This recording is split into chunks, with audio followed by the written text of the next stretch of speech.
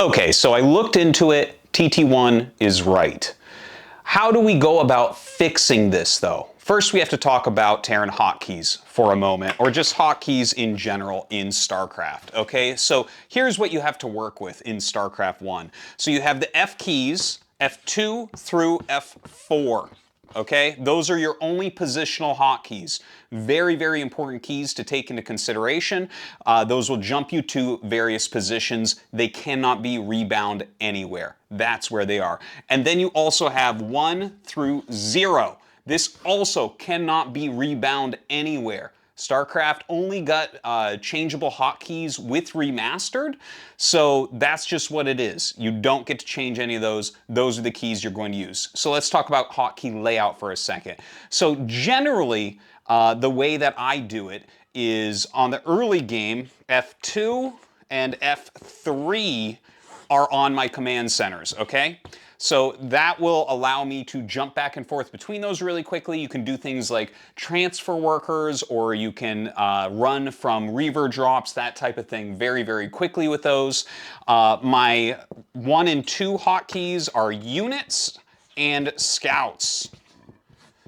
So those are going to be always used as that. I don't really use those for buildings ever.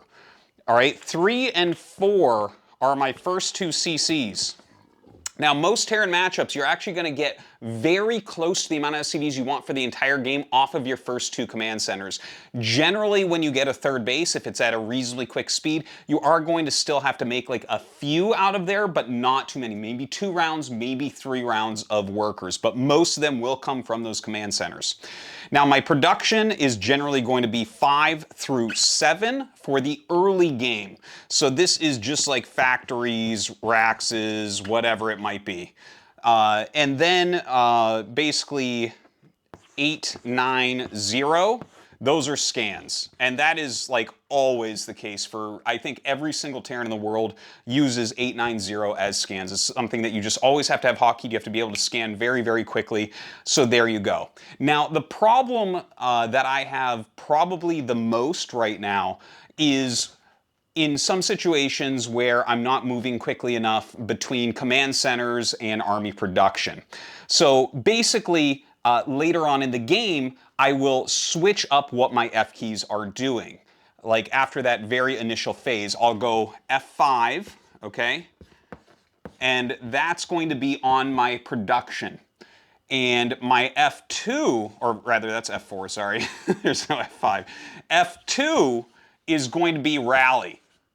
So my macro will look something like F4, make my units, F2, grab my rally point, grab my units and go. Generally at that point you should be basically done on SCV production. That's the thought process behind it anyways. So with this scheme, like I do well, but it's not good enough. So how are we gonna go ahead and fix this? What am I going to do to practice to get a lot better to move up to that next level?